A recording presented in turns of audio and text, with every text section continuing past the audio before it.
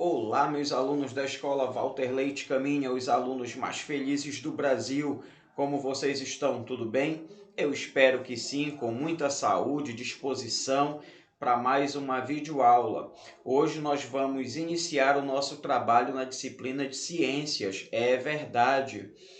Mesmo vocês ainda não estando com o livro de ciências em suas mãos, nós vamos iniciar com uma parte deste trabalho da unidade 1 e logo vocês vão poder acompanhar com o livro didático, tudo bem? Então vamos lá. Siga nas nossas redes sociais, acompanhe as aulas pelo Zap e também pelo canal da escola no YouTube. Se inscreva, ative o sininho, faça o seu trabalho nas plataformas na melhor forma possível, tá bom? Então, explorar é preciso, é a nossa unidade de número 1, piscando na sua tela a partir da página de número 8. O tema é esse: explorar é preciso. Uma gravura muito legal que está no seu livro de ciências, tá? Acredito que em poucos dias vocês já estarão com esse material nas mãos, ok? Então vamos lá. A página da exploração é essa aqui, que já ficou para trás. Para a gente ganhar tempo, coloquei já o cabeçalho. Essa parte, inclusive, está em 2 formatos, já lá no grupo, seja em PNG, para quem copia direto da tela, seja para quem faz a impressão pelo PDF. Na data de hoje, tudo direitinho, a importância dos vegetais, mas essa importância dos vegetais, vou falar especificamente sobre vegetação, ok? Piscando na tela, seta azul. Vou fazer a leitura deste conceito de vegetação, tá? Retângulo de borda azul piscando.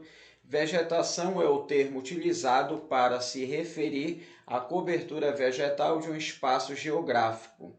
As vegetações nativas em uma região são influenciadas diretamente pelo seu clima. Mas, professor, a aula não é de ciências, por que a gente está falando de espaço geográfico? Pois é, a influência da vegetação e desta cobertura vegetal no ambiente em que as pessoas estão inseridas e como essas pessoas se inserem neste ambiente, mudando, alterando a paisagem, que aí ela deixa de ser uma paisagem natural e passa a ser uma paisagem cultural por causa da intervenção, da interferência humana. São conceitos geográficos, mas que nós vamos aproveitar neste início da nossa aula de ciências. Por quê? Porque nós precisamos identificar alguns domínios existentes no Brasil a partir dessa exploração inicial. Tudo bem? Então vamos lá.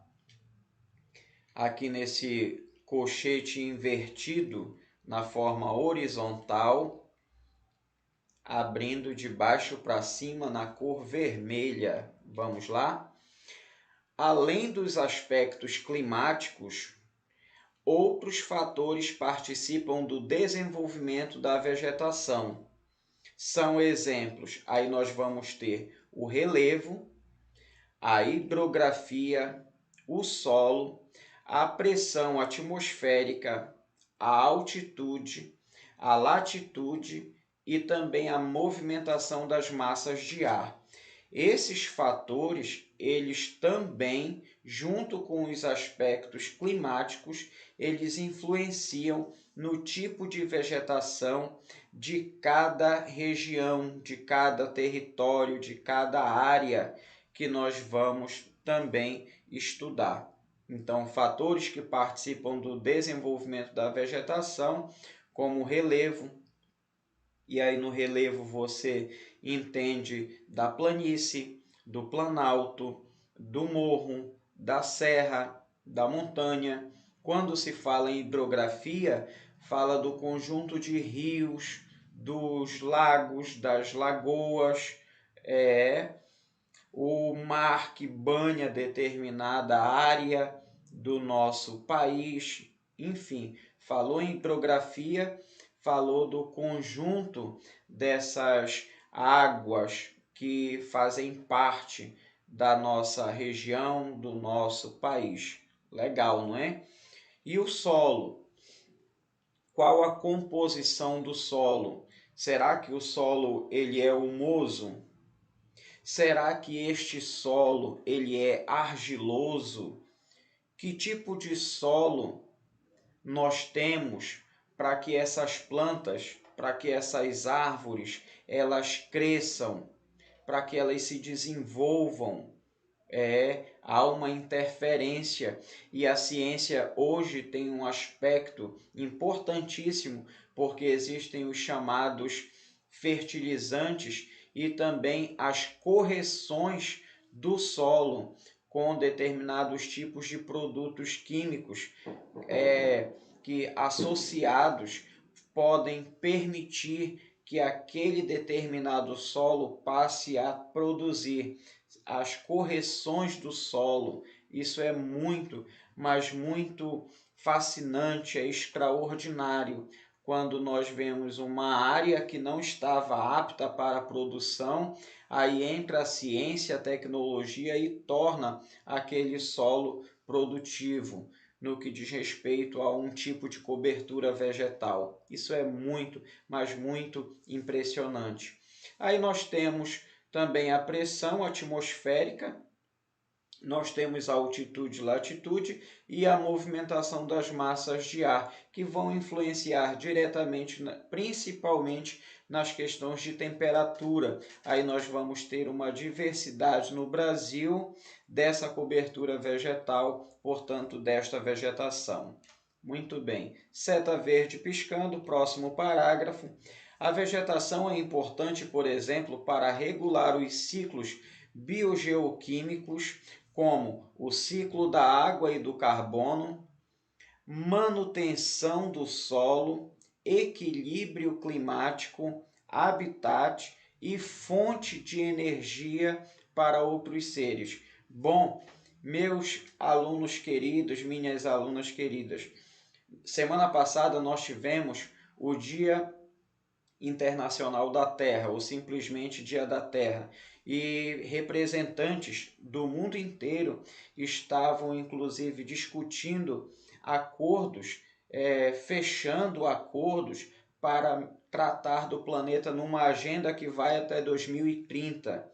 E o presidente do Brasil também estava presente naquela oportunidade e fez algumas promessas de cuidado com o meio ambiente e também, por conseguinte, dos biomas, que são as vegetações, as coberturas vegetais específicas de cada região no nosso país. Sofremos há 2 anos atrás, no ano passado também, com as queimadas no Pantanal, os níveis absurdos de falta de água, de seca em muitas partes do Brasil. Sofremos com enchentes também. O que está acontecendo? Será que a natureza está louca? Não, não é isso. Está havendo, por um lado, são reações baseadas naquilo que as ações humanas, as intervenções humanas não estão levando em consideração esses aspectos, esses ciclos biogeoquímicos. Aí o ciclo da água, ele tem uma alteração, as precipitações, ou a falta da chuva, ou a abundância da chuva. Quando fala desse ciclo do carbono, nós temos os poluentes, não é? Os poluentes nas grandes cidades, falando das indústrias, falando dos transportes, mas também nós temos no campo, a emissão de CO2 no campo, principalmente por meio da criação de gado.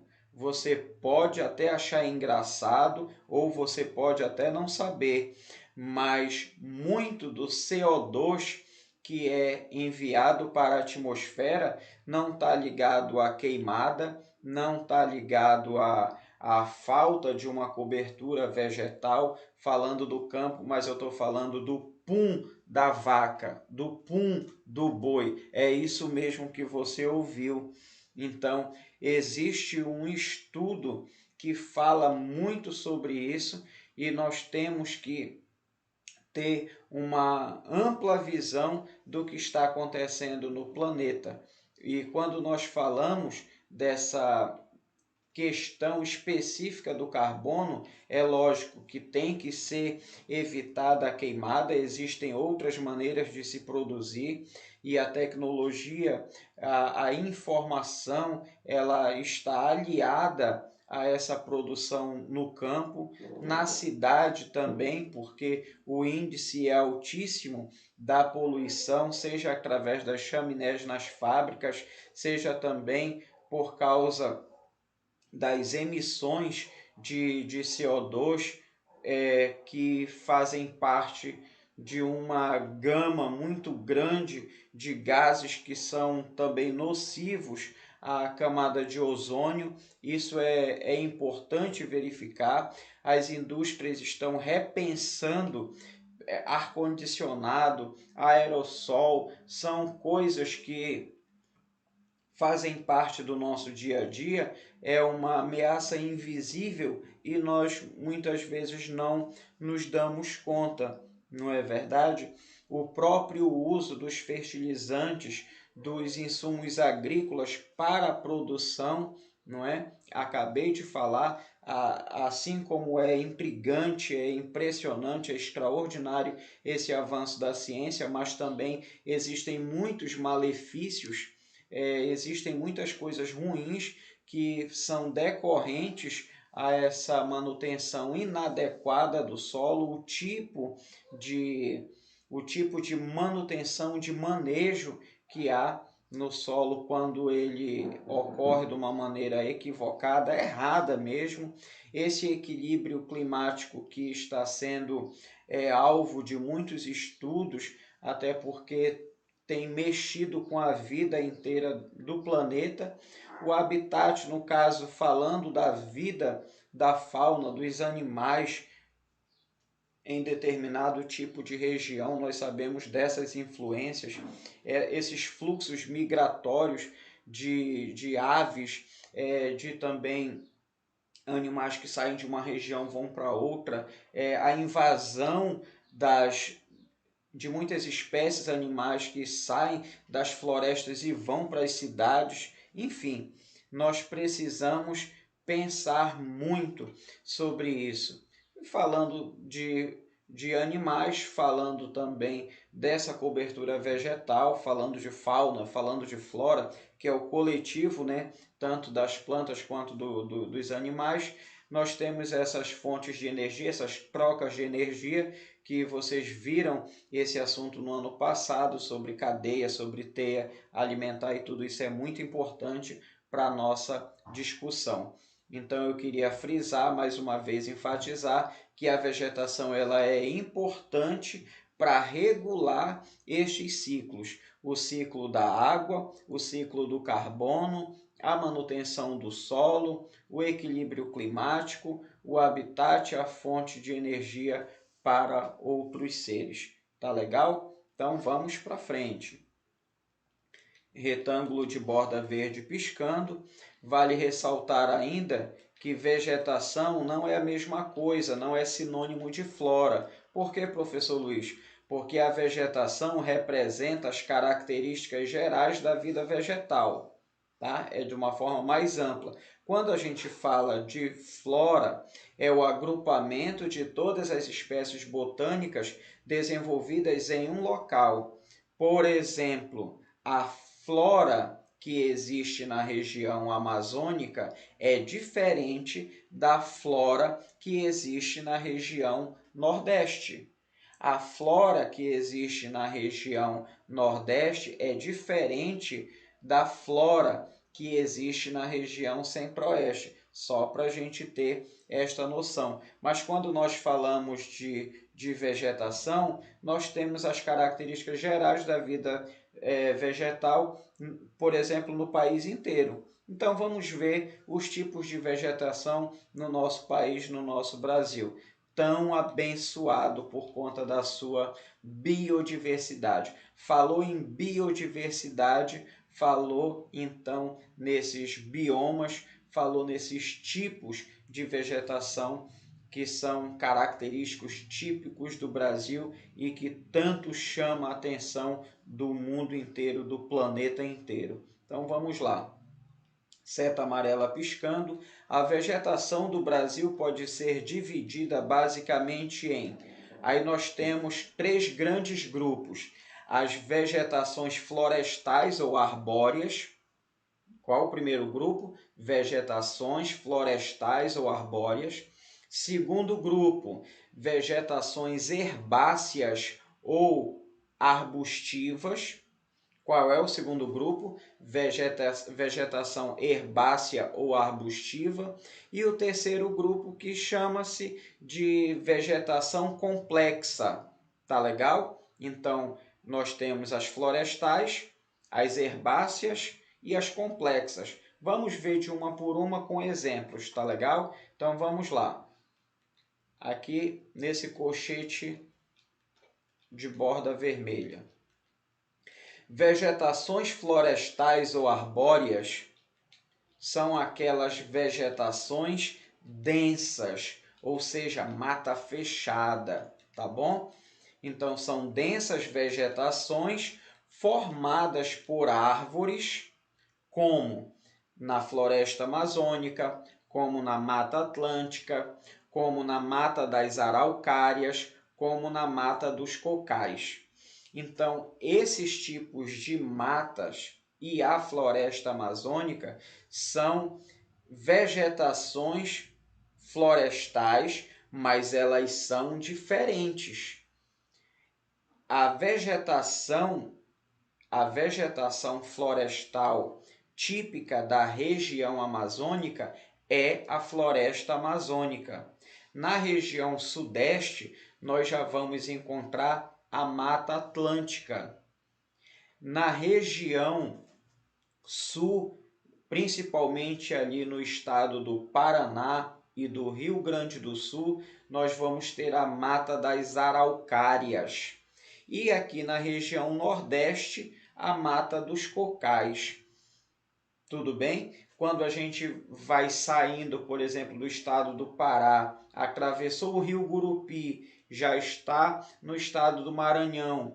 Nessa transição aí Pará-Maranhão, a gente já vai vendo também a transição dessa floresta, desse tipo de cobertura vegetal. E quanto mais você avança para o Nordeste brasileiro, você vai distanciando da floresta amazônica e entrando na Mata dos Cocais. Se a sua viagem não for para o Nordeste e ela vai para o centro do país, aí então nós vamos ter o contato aqui, ó, seta marrom, com as herbáceas ou arbustivas, vegetações herbáceas ou arbustivas, que são vegetações formadas por plantas de porte rasteiro, que recebem o nome de ervas, também de arbustos, que estão presentes nos biomas como o cerrado, a caatinga e os pampas. O cerrado nessa região central do Brasil, não é? Quando faz ainda essa transição da floresta amazônica para o cerrado no sul do Pará, saindo do estado do Pará para ir para outro estado, isso se acentua quando chega no estado de Goiás. Nós temos a caatinga, que não é de que tá fedorento, não é de caatinga não, não tem nada a ver. É caatinga, caatinga do Tupi-Guarani de Mata Branca, que é uma vegetação típica também da região Nordeste, quando você vê aqueles seriados que acentuam esse regionalismo nordestino, como o Alto da Compadecida, do escritor Ariano Suassuna, quando você vê algum tipo de documentário sobre Lampião e Maria Bonita, você vê essa acentuação, esse retrato, essa demonstração desse tipo de vegetação da caatinga. E por último, dos pampas, que é um bioma reconhecido, típico do sul do Brasil. Os campos alagados, os campos de vegetação rasteira, típicos principalmente do estado do Rio Grande do Sul. Tchê, barbaridade! E quando nós estivermos com o apoio do nosso livro didático, as figuras elas serão muito esclarecedoras para vocês fazerem essa diferença entre cada uma dessas vegetações. Muito bem. E por último, aqui nesse colchete invertido na horizontal, no caso de cima para baixo, as vegetações complexas. Já localizaram aqui no finalzinho da página? Pois é, as vegetações complexas são aquelas formações vegetais heterogêneas, ou seja, são vários tipos de cobertura vegetal encontrada num determinado local. Aí nós temos como exemplo o Pantanal, da região centro-oeste, também chamado de Pantanal mato-grossense, e a vegetação litorânea, que aí nós temos o mangue, nós temos a restinga, nós temos plantas crescendo em determinados lugares que a gente se espanta por conta da diversidade da sua estrutura, seja de raiz, seja de caule, seja de folha. Isto é impressionante, isto é extraordinário. Por isso que está sendo colocado como vegetação complexa. Tudo bem? Muito legal. Seta azul piscando já lá do outro lado. Atividades para você. Questão de número 1. O que é vegetação? Você tem 2 linhas aí para escrever sobre este conceito, que já foi falado bem no início da nossa aula. Número 2. Seta verde piscando. Quais fatores participam do desenvolvimento da vegetação? Tá? Quais fatores participam do desenvolvimento da vegetação? Terceira questão, cite pelo menos 3 tipos de vegetação do nosso país, tá? Cite pelo menos 3 tipos de vegetação do nosso país, independente dos grupos, tá legal? Muito bem. Questão de número 4, seta marrom piscando. Qual a vegetação predominante em nossa região? Agora é com você e eu quero ver. Tá aí a linha para você escrever. Questão de número 5. Esse quadrado aí de borda verde que já está piscando. Agora você é o artista. Pinte o desenho. Uma releitura da obra Paisagem com Touro, de Tarsila do Amaral. Muito bem. Aí nós temos a artista que retrata numa cena uma paisagem que é típica do Brasil, mas que tem uma cobertura vegetal variada. E agora você, o artista, por favor, então pinte com muito carinho, capriche na sua atividade, que eu estou esperando lá no nosso grupo do Zap. Tá legal? Se cuidem, gente, se cuidem. Higienize suas mãos lavando com água e sabão. Se não estiver com este recurso para poder fazer a sua higiene, álcool em gel, hein? É muito importante. Segunda coisa, evite aglomerações. Se você tiver que sair com o papai, com a mamãe, uso da máscara. Tá legal? Muito bem. E pratique, não esqueça, o distanciamento social.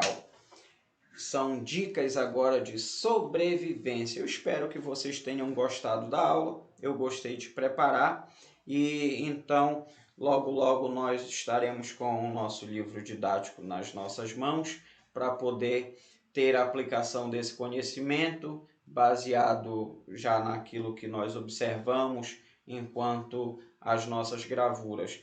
Inclusive, no Explorar é Preciso, nós teremos uma atividade prática de ciências que é de botânica, de cuidado com aquilo que a gente explora, com aquilo que a gente também cataloga, e a gente vai fazer essa atividade prática e vai ser bem divertida. Então, beijo no coração de todos, obrigado aos pais que estão nos ajudando à manutenção dos hábitos escolares de vocês. Muito obrigado mesmo. Obrigado pelo carinho manifestado nas redes sociais. A maneira como vocês estão interagindo é assim mesmo. Muito trabalho. E para a glória de Deus, eu desejo do fundo do meu coração muita saúde para todos vocês. Até a próxima aula. Beijo no coração de todos. Tchau.